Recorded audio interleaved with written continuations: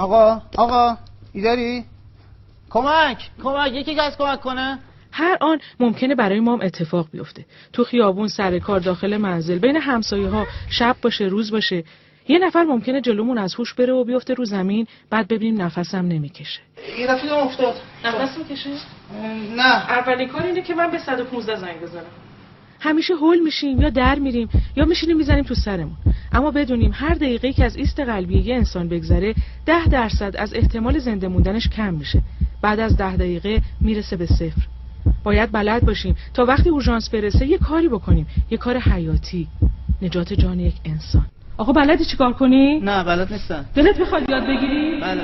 در مواقع ایست ناگهانی قلبی وقتی بیمارتون به شکل شاهد جلوی چشم شما توی منزل یا توی محل کار یا توی خیابون میفته، اولین کاری که انجام میدید پاسخگویی بیمار رو بررسی میکنید. این کار رو با ضربه زدن روی شونه‌های بیمار و بلند صدا کردن بیمار انجام میدید. آقا یا خانم چشماتو باز کن. همین کافی است. احتیاج به هیچ تحقیق دردناکی نیست. اگه نه جواب میده نه نفس میکشه، دستتون رو بذارید توی مرکز قفسه سینه. دست مقابلتون رو روش بذارید. دستاتون رو توی هم قفل کنید، به بیمار نزدیک بشید. کاملا عمود بر قفسه سینه بیمار قرار بگیرید و شروع کنید با سرعت 100 بار در دقیقه ماساژ قلبی رو انجام دادن. آقای اورژانس ما چقدر باید فشار بدیم؟ فشار ما چقدر؟ فشاری که در بزرگسالان انجام میشه 4 تا 5 سانتی متر است. همینجور ماساژ بدیم 100 بار میشه. یعنی دیگه نفس مصنوعی نمیدیم؟ این کار برای بیمارانی هست که دچار ایست قلبی شاهد شدن. بیمارانی که کودک هستن یعنی 1 تا 8 سال یا زیر 1 سال هستن یعنی شیرخواران.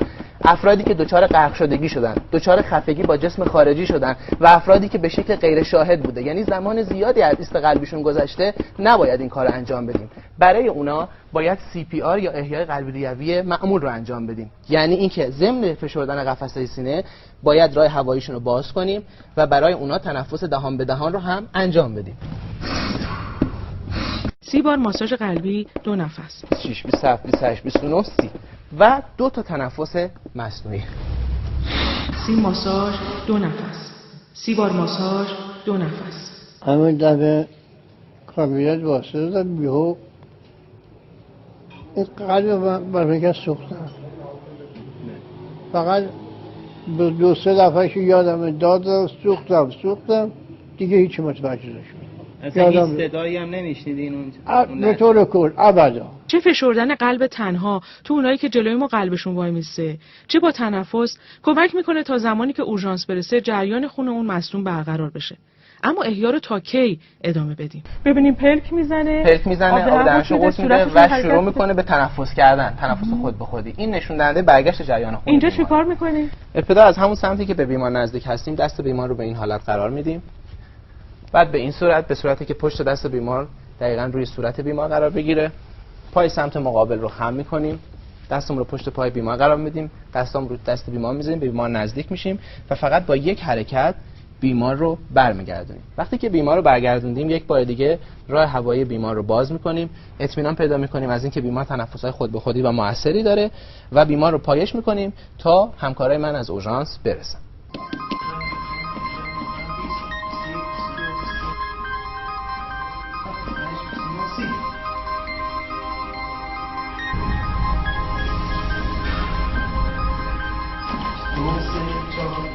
آقای فضیلت‌خواه از تکنسین‌های اورژانس و آقای ایست قلبی هم حالش خوبه.